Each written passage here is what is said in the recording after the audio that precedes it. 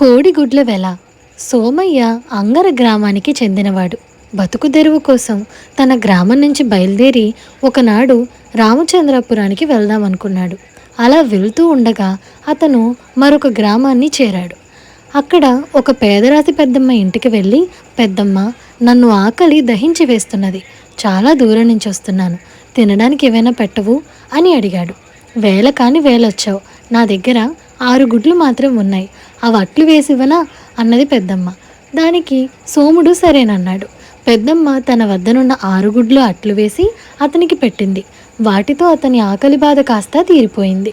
గుడ్లకు ఏమివ్వమంటావు పెద్దమ్మ అన్నాడా యువకుడు. ఏమిస్తావు నాయనా, ఒక రాగి మాడ అవుతుంది అన్నది పెద్దమ్మ. పెద్ద చిక్కే వచ్చి పడింది పెద్దమ్మ.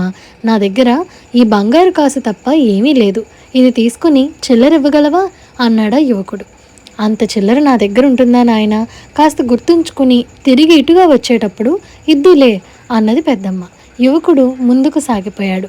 అతను రామచంద్రాపురంలో కూడా పని కాకపోవడంతో ముందుకు సాగి దేశాలు గడిచి సముద్రాలు దాటి ద్వీపాంతరాలకు వెళ్ళి అక్కడ వర్తకం చేసి చాలా డబ్బు గడించి స్వదేశానికి తిరిగి వస్తూ అనేక సంవత్సరాల అనంతరం తిరిగి పేదరాశి పెద్దమ్మ ఉండే గ్రామం చేరి ఆమెకు అతను బాకీ ఉన్న రాగి మాడ ఇవ్వబోయాడు. పెద్దమ్మ గడుసు పిండం. యువకుడిప్పుడు గొప్ప ధనవంతుడని పసిగట్టి, ఆ గుడ్ల లెక్క అంత తేలిక కాదు నాయనా అన్నదామె. యువకుడు ఆశ్చర్యపోయి, లెక్కేంటి అని అడిగాడు. నువ్వు ఆ రోజు తిన్న 6 గుడ్లు కొద్ది రోజుల్లోనే 6 కోళ్ళు అయి ఉండేవి, అవి మళ్ళీ గుడ్లు పెట్టేవి, ఆ గుడ్లు కోళ్ళై ఉండేవి, అన్ని కోళ్ళు మళ్ళీ గుడ్లు పెట్టేవి. ఇలా లెక్క చూస్తే నువ్వు నాకు 5-6 లక్షల గుడ్లకు డబ్బిచ్చుకోవాల్సి ఉంటుంది. సుమారుగా 1000 బంగారు కాసులు ఇస్తే నా బాకీ తీరిపోతుంది అన్నది పేదరాశి పెద్దమ్మ. నా దగ్గర అంత డబ్బు లేదు అన్నాడా యువకుడు.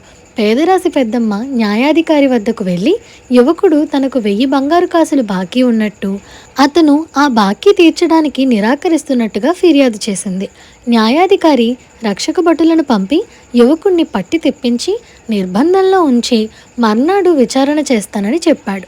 మర్నాడు యువకుడు న్యాయస్థానానికి రాగానే ఒక కుర్రవాడు అతన్ని సమీపించి, అయ్యా, నేను కొత్తగా న్యాయశాస్త్రం చదివాను, మీ తరపున వాదించటానికి ఎవరూ లేరు గనక ఆ పని చేసే అవకాశం నాకు ఇప్పించండి అని అన్నాడు.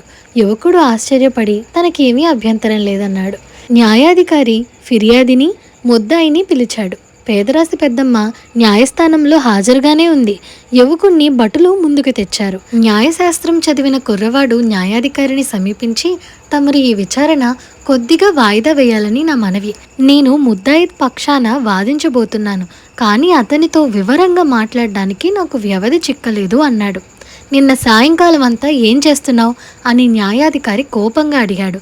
తమరు నన్ను మన్నించాలి, నేను నిన్నల్లా వేరుశనగ నాటడానికి విత్తనాలు వేయించుతూ పొలంలోనే ఉండిపోయాను అన్నాడా కుర్రవాడు. అదేం బుద్ధలేని మాట, నాటే వేరుశనగ విత్తనాలను ఎవరైనా వేయించుకుంటారా? వేపిన విత్తనాలు ఎక్కడైనా మొలకెత్తుతాయా అన్నది పేదరాశి పెద్దమ్మ. కుర్రవాడు ఆమెకేసి ఆశ్చర్యంగా చూసి, అట్లు వేసిన కోడిగుడ్లు పిల్లలై తరతరాలుగా గుడ్లు పెట్టగా లేనిది వేయించిన విత్తనాలు మొలకెత్తటంలో అంత అబ్బురమా అని అడిగాడు. న్యాయాధికారికి విషయం బోధపడిపోయింది. పేదరాశి పెద్దమ్మ తెచ్చిన ఫిర్యాదును ఆయన కొట్టి పారేశాడు. యువకుడు తన పక్షాన వాదించిన కుర్రవాడికి మంచి బహుమానం ఇచ్చి తన గ్రామమైన అంగరకు తిరిగి వెళ్ళిపోయాడు. ఇదండి ఇవాల్టి కథ. ఈ కథ మీకు ఎలా అనిపించిందో మాకు కామెంట్ సెక్షన్లో చెప్పండి. అలాగే మీకు ఈ వీడియో నచ్చినట్లయితే like, share, subscribe to Priya stories Telugu. Thank you for watching.